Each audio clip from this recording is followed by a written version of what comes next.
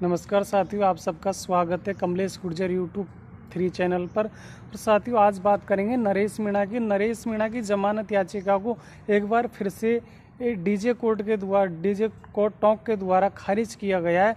नरेश मीणा के तमाम साथियों की रिहाई हो चुकी है, लेकिन नरेश मीणा की जो जमानत याचिका थी उसे कोर्ट के द्वारा खारिज किया गया है। और कोर्ट के द्वारा खारिज क्यों किया गया है और कौन है जो नरेश मीणा के विपक्ष में खड़ा है, नरेश मीणा की जमानत याचिका को बार बार खारिज करवा रहा है, इस मुद्दे पर हम आज चर्चा करने के लिए आपके सामने उपस्थित हैं। और साथियों, बात करेंगे प्रहलाद गुंजल के अल्टीमेटम की। प्रहलाद गुंजल ने नगर फोर्ट में महापंचायत करके, और जो तमाम नेता प्रदेश के जो राजनेता है वो भी नगर फोर्ट महापंचायत में आए थे, उन्होंने एक अल्टीमेटम दिया था भजन सरकार को कि नरेश मीणा सहित तमाम साथियों की रिहाई हो, समरावता गांव को न्याय मिले। उसे लेकर के एक कदम तो सरकार ने आगे बढ़ाया है कि नरेश मीणा के साथियों की लगभग रिहाई हो चुकी है, लेकिन अभी कई काम है जो भजन सरकार ने नहीं किए, वो अधूरे हैं। अल्टीमेटम में लिखा गया था कि समरावता गांव को मुआवजा मिले, समरावता गांव में जितना भी नुकसान हुआ है उस नुकसान की भरपाई भजन सरकार के द्वारा की जाए। और वहीं नरेश मीणा है उसे बाइज्जत कोर्ट के द्वारा बरी किया जाए। और जो प्रशासनिक अधिकारी है जिन्होंने उस 13 नवंबर की रात को जो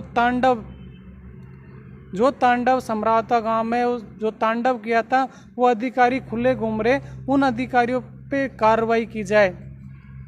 और बात करते हैं कि टोंक के कलेक्टर ने एक चीज़ कही थी 14 नवंबर को जो समरावता में आई थी। पत्रकारों ने जब उनसे पूछा था तो उन्होंने कहा था कि मैं लॉ एंड ऑर्डर मेंटेन कर रही थी, इसलिए उस दिन समरावता में जो धरना चल रहा था नरेश मीणा का, उस धरने में नहीं आ पाई थी। वो राजनीतिक पॉलिटिक्स पॉपुलरिटी पाने के लिए और इसे एक पॉलिटिक्स का मुद्दा बनाया था नरेश मीणा ने, इसलिए मैं वहाँ पर नहीं आ पाई थी। और आचार संहिता में हम किसी तरह की कोई घोषणा नहीं कर सकते। तो उसकी जो बातें थी टोंक कलेक्टर की, वो बिल्कुल झूठी साबित हुई है। टोंक कलेक्टर और भारतीय जनता पार्टी के लोग, मुझे कहने में कोई अतिशोक्ति नहीं है और सुनने वालों को भी कोई अतिशोक्ति नहीं है, ये सारे के सारा जो राजस्थान सरकार और सरकार के अधिकारी है, इनका एक प्रोपगंडा था कि कैसे न कैसे नरेश मीणा को चुनाव जीतने से रोका जाए, क्योंकि अगर नरेश मीणा चुनाव जीत जाता है तो नरेश मीणा राजस्थान की राजनीति में एक नया भूचाल ला देगा। तो इस तरीके से नरेश मीणा को चुनाव में हराने के लिए, चुनाव जीतने से रोकने के लिए टोंक कलेक्टर के द्वारा और राजस्थान की सरकार के द्वारा तमाम तरह के हथकंडे अपनाए गए थे। उनमें से एक हथकंडे था कि नरेश मीणा समरावता गांव के लोगों की बाजी मांग के साथ वहां पर अड़ा हुआ था और टोंक कलेक्टर को वहां पर बुलाने की मांग करा था, लेकिन टोंक कलेक्टर नहीं आई।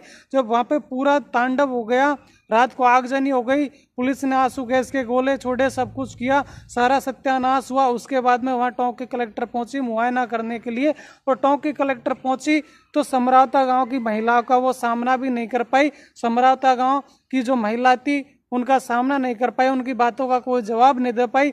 समरावता गांव जो है वो एकता के रूप में और एकता में आज पूरे देश में चर्चित है। समरावता गांव की जो एकता है, आज पूरे देश में समरावता गांव की एकता के चर्चे चल रहे हैं। क्योंकि गांव तो बहुत होते हैं, लेकिन गांव के अंदर कहीं ना कहीं कमियां होती है।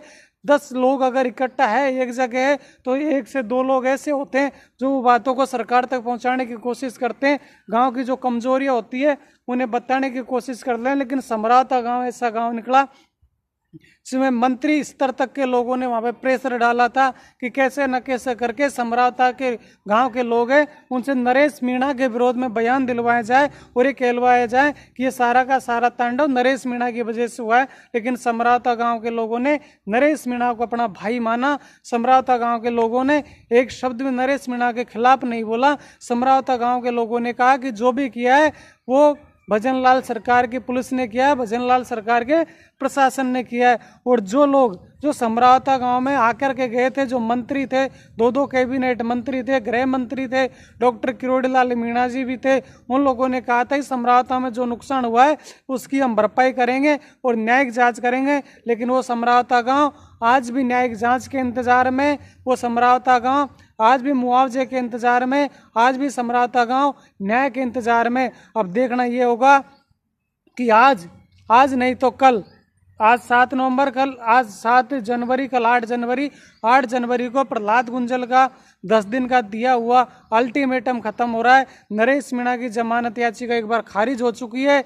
अब फिर से नरेश मीणा को छुड़वाने के लिए, नरेश मीणा को रिहा करवाने के लिए, समरावता गांव को न्याय दिलाने के लिए प्रहलाद गुंजल अल्टीमेटम के बाद में अगर सरकार ने नहीं सुनी है तो ये 10 दिन पूरे के होने के बाद में कौन सा कदम उठाते हैं, इसका हमें इंतजार रहेगा। और इंतजार उन तमाम नेताओं का भी रहेगा जो कहीं ना कहीं नरेश मीणा की वजह से नेता बने और आज मुसीबत में नरेश मीणा को छोड़ करके चले गए। तो देखते रहिए हमारे साथ में प्रदेश और प्रदेश की न्यूज़ हम अपने चैनल पर देते रहेंगे आपको। और साथियों, अपना ये प्यार